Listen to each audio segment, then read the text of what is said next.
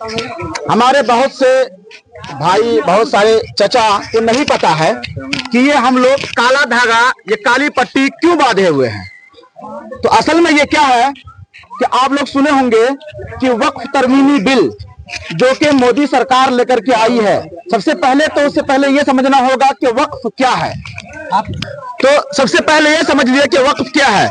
वक्फ क्या है कि हम मुसलमान जो हैं क्या करते हैं कि जैसे मान लीजिए हमारे पास बहुत सारी जमीन है, हम क्या किए, कुछ एक जमीन मान लीजिए मस्जिद है, अब यहाँ पर मस्जिद बननी है, हमारे पास जमीन है और लोगों के पास इतना पैसा नहीं है कि हम खरीद करके मस्जिद बना सकें। तो अब कोई जमीन वाले भाई हैं, उन्होंने कहा भैया लो मैंने वक्फ कर दिया, मैंने ये जमीन मस्जिद को दे दिया जी। उसी तरीके से जैसे ईदगाह हम लोगों का जो बना है, तो वो भी क्या वक्फ क्या हुआ है, किसी ने उस ईदगाह के नाम से दे दिया।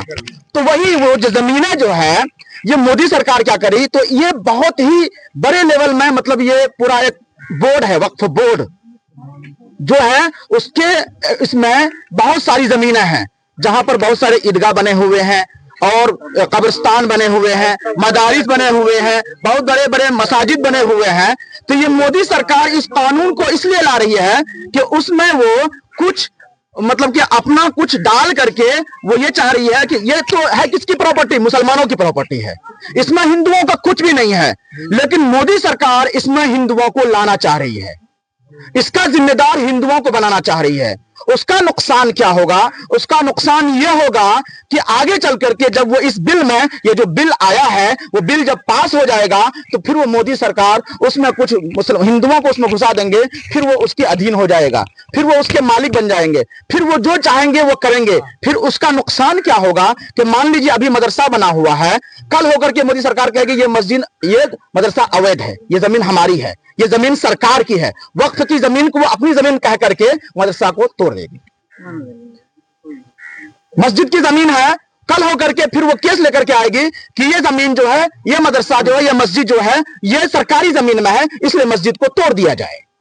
आज आप देख रहे हैं कि तरह तरह से मदारिस को, मसाजिद को बनाया जा रहा है। तो उसका मेन प्रोपेगेंडा यही है कि हम उसमें, क्योंकि अभी तक तो ऐसा कोई बात नहीं है, लेकिन वो इस तरह के कानून ला करके वो आगे के लिए हम लोगों को, मतलब हमारी जमीन को लूटना चाह रहे हैं। तो उसी लूटने से बचाने के लिए हम लोग ये एहतजाज, हमारे उलमाओं का ये था कि आज जब आप लोग मस्जिद जाएं, नमाज पढ़ने के लिए जाएं, तो आप अपने हाथ में काली पट्टी बांध करके मस्जिद जाएं। ये इस बात का इशारा होगा कि काली पट्टी का मतलब यह है कि हम इस बिल का विरोध करते हैं।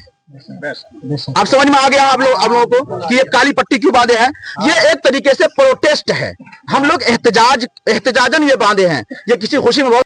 अभी आपको नहीं समझ में आ रहा है, अभी आपको देखिए कितने 3 तलाक बिल कानून पास हुआ, कितने बिल अभी आएंगे। अभी आप देखिए कि योगी सरकार कह रही है कि मस्जिद में मतलब कि सड़क में नमाज नहीं पढ़ेंगे। सड़क तो समझ में आता है, समझ में आता है ऐसे, चलो सड़क में नमाज नहीं पढ़नी चाहिए, लेकिन कहते हैं कि आप अपने घर के छत पे भी नमाज नहीं पढ़ सकते हैं, आप मस्जिद के छत पे नमाज नहीं पढ़ सकते हैं। तो ये क्या है, वो लोग मुसलमानों को डरा करके रखना चाहते हैं। तो लेकिन एक मुसलमान है कि वो डरने वाले कौम नहीं है। आप चाहे जितना भी जुल्म कर लो, ज्यादती कर लो, चाहे कोई भी बिल लेकर के आ जाओ, तो हम उसके खिलाफ रहेंगे, हम उसके विरोध में हैं। हम लोग उसके विरोध में हैं। क्या आप लोग उसके विरोध में हैं? हम लोग इस बिल के खिलाफ हैं। तो हम लोग चाहते हैं कि ये बिल पास ना हो और हमारे जो, हम इस बिल को पास होने के लिए नहीं देंगे।